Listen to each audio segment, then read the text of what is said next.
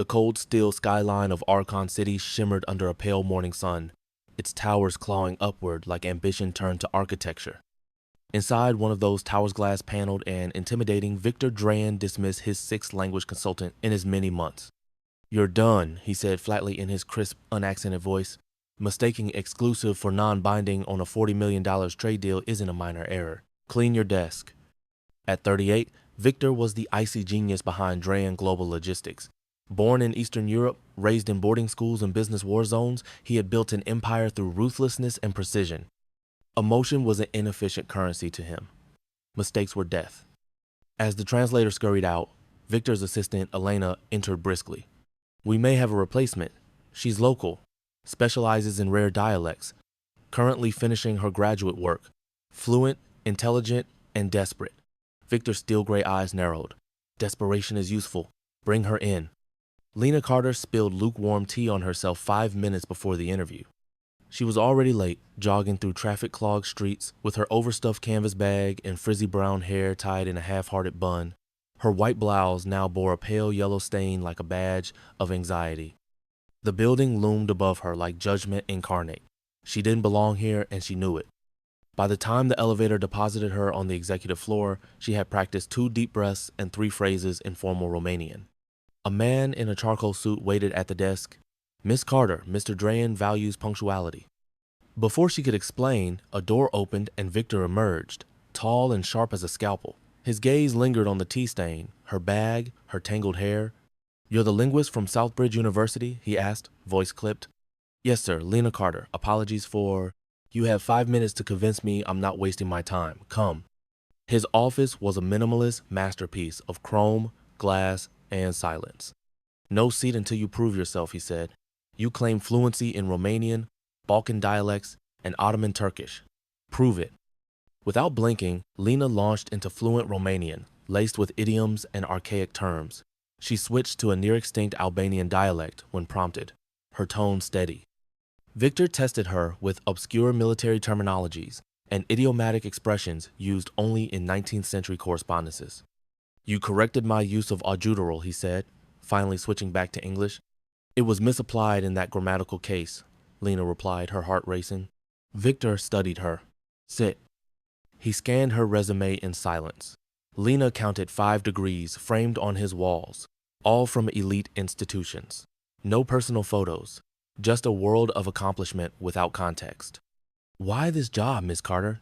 You're clearly overqualified for translation." She hesitated. "Because I'm broke. I live in a shared flat above a laundromat and owe $30,000 in student loans. Your job pays more than teaching part-time.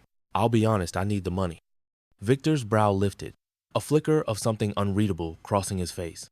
"This role requires travel, unpredictable hours, and absolute discretion." Lena met his eyes. "When do I start?" "Tomorrow, 8 sharp. And buy a change of clothes to keep in the office. You spill things." Outside, Lena let out a shriek of joy and called her best friend, Mika. "I got it. I'm working for the Victor Drayan." "Wait, the guy from that expose in business corps? The one who fired an entire legal team over a typo?" "Yes, that guy." Mika whistled. "Girl, are you sure you know what you're doing?" "No," Lena said, laughing. "But for the first time in forever, it feels like I'm not drowning." The next morning, she was 15 minutes early, wearing a stiff navy suit from a clearance rack. Victor wasn't in yet. Elena showed her to her new office adjacent to his, floor-to-ceiling windows, top-tier tech, a personal reference library. "And this," Elena said, handing her a sleek phone and a corporate credit card, "is your company line and expense account. You'll need a better wardrobe." Lena stared at the card. "No limit?" "Elena's law. Never make Mr. Drayan regret trusting you." Victor appeared mid-call, gestured for Lena to follow. "Meeting in 20, translation live, no commentary." In the elevator, he looked her over. "Suit's better, but your hair is still chaotic. I was hired for my brain, not my hair. Most of my staff don't talk back, they also don't last." She grinned. "Maybe I'm not most people." He didn't smile, but his eyes sparkled for a second like a man realizing a puzzle piece had just clicked. The next 2 weeks moved like a storm through Lena's life. She translated government contracts, port negotiations, rare manuscripts, and encrypted lettersaw while flying between cities she had only read about. Zurich, Istanbul, Jakarta. Victor Drayan never rested. He worked in 10-hour blocks, slept in 3-hour bursts, and expected the same from his staff. Lena, to her surprise, kept up. Her mind absorbed languages, patterns, inconsistencies, and Victor Cole, clinical Victor, began to rely on her. He never said it, but she saw it in the way he glanced at her for a translation without asking, or hand her confidential papers with unspoken trust. He never asked about her past, but she caught him once looking through her academic thesis. "You found my thesis on comparative linguistics?" "I funded the archive it was published in," he replied dryly. "You quoted a Turkish proverb inaccurately." "I did not." Victor's mouth twitched. "You're right, I was testing you." During a trip to Astora, a fictional Eastern European coastal capital, Lena found herself seated beside Victor at a charity gala. She had been given a gown black, elegant, and way outside her budget. A stylist had delivered it to her suite that morning. Victor met her at the entrance, dressed in a velvet jacket and eyes that didn't miss anything. "You clean up well," he said. "You planned this." "It's business," he replied almost convincingly. "My presence with someone culturally fluent is strategic, and I didn't want to bring Elena again." Inside, she was introduced as Drayen's linguistic and cultural attaché. She translated jokes and negotiations, whispered historical references into Victor's ear, and caught several male executives off guard with her fluency in their native dialects. By the second glass of wine, Lena was glowing with adrenaline. When she quoted a rare piece of historic poetry to a dignitary, Victor turned to her with something close to admiration. "Where did you learn that?" he asked softly. "My grandfather," she replied. "He was born in the mountains near here. He taught me everything before he passed." Victor was silent for a moment, his eyes thoughtful. "You carry your past well." On the return flight, Lena curled up on the private jet's reclined seat, drowsy from champagne and exhaustion. Victor remained awake, reading trade reports. But when she woke, a blanket was over her, and his laptop was closed. She didn't remember falling asleep. She remembered his hand brushing hers when he passed her a file. She remembered the softest smile when she corrected his Latin. Something had shifted between them. Back in Archon City, things became more complicated. Victor became distant. He rarely looked her in the eyes, handed tasks to Elena that had once gone directly to Lena, and spoke with precision, never warmth. Lena felt the ache of something she hadn't admitted to herself. She missed the spark between them. So she confronted him. "Did I do something wrong?" she asked after slamming his door shut behind her. Victor glanced up from a file. "What?" "You're avoiding me." "I'm busy." "No, you're retreating. It started after the gala." He sighed, rubbed his temples. "There are circumstances." "What circumstances?" Instead of answering, he stood, crossed to the window, and stared out at the Archon skyline. Then he said something strange. "I think you should come with me to Valmir. There's someone you need to meet." "Where?" "An old partner of your grandfather's. He might be able to answer the questions I can't." Lena's pulse quickened. "You've been digging into my past." Victor didn't deny it. "I found something that doesn't add up. I need you to see it for yourself." The village of Velmir was nestled in the ancient hills of southeastern Meria, where Lena's grandfather had been born before immigrating. They landed in a remote airstrip and drove through winding roads until they reached a cobblestone courtyard. Waiting there was a man with silver hair and eyes that matched Lena's. "Miss Carter," he said, tears brimming, "you're the mirror of your grandfather." "You knew him?" she asked, trembling. "I was his business partner before everything." Inside his rustic home, walls lined with old ledgers and maps, Lena discovered a truth that unraveled everything she believed about her family. Her grandfather had co-founded a company, Valon Trading Company, with this man. They had built it from nothing. But in the 1960s, a dispute over expansion and a tragedy involving Lena's great aunt had driven them apart. Her grandfather had walked away, choosing a quiet life of teaching over empire building. And the company, it had merged decades later with another Drayen Freight. Victor's company. Half of Drayen Global was built on her grandfather's original work. Lena stared at Victor. "You knew. I suspected. I had to be sure. I didn't want to tell you until I could confirm the documents." "And what now?" Victor looked almost apologetic. "Legally, it means little. Morally, it means everything." The village night was quiet. In a wooden house full of faded ledgers and hand-drawn maps, Lena Carter stared at the proof, an ink-stained agreement, dated 1964, co-signed by her grandfather, Ionel Morin, and his friend, Stefan Rousseau, man sitting across from her now, aged and weary. This was the beginning, Stefan said, fingers tracing the paper's edge. Valon trading. A dream forged between two sons of the soil. Your grandfather was the visionary. I just a man with ships and stubbornness. Victor stood silently in the corner, arms crossed, unreadable. Lena turned to him, her voice hard. You bought this company, merged it, absorbed it, knowing it had my family's history written into its bones. I didn't know until recently, Victor said. Stefan approached me when he saw your name in our reports. Until then, I believed Valon was just an asset. But this, he gestured to the documents, rewrites everything. And you didn't think I deserved to know? Her voice cracked. I wanted to confirm before I shattered your past with half-truths. That night, alone in her hotel room overlooking the hills, Lena couldn't sleep. She thought of her grandfather, kind, soft-spoken, a man who made history sound like poetry. He never mentioned a business empire, never spoke of betrayal. Why did he hide this? In the drawer beside her bed, she found an envelope Stefan had handed her. Inside, a photograph of two young men in suits, smiling before a storefront painted with the words, Valon Trading Company. On the back, her grandfather's handwriting. For the future will never live to see, but that others must. She wept. Back in Archon, things were different. Lena returned to work, but the rhythm was off. Victor gave her space. Too much space. One evening, she knocked on his office door. I need to know something, she said. Was I just a means to an end? A tool to fix your company's forgotten past? Victor stood slowly. Number. You used me.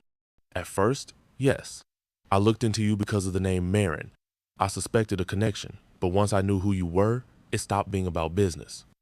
He stepped closer, his mask cracking. You changed everything, Lena. Not just here. He tapped the files on his desk, but here. He touched his chest. You hide it well. He gave a soft, broken laugh. I was raised to. 2 days later, she received a message. A private meeting. Stefan. Victor. Her. A lawyer. In that room, Stefan handed her a final file. This, he said, is your grandfather's legacy. Inside were notarized documents. Proof that Ionel Marin had owned half of Valon Trading. Proof that his shares absorbed and forgotten during the merger entitled Lena to a sizable stake in Dryan Global's original valuation. It was worth millions. Victor sat in silence as she read it. Then he said, I'll honor it. Whatever you decide, you want shares? Done. A public acknowledgement? Done. Lena looked at him. And if I want nothing, then I'll still owe a debt I can never repay.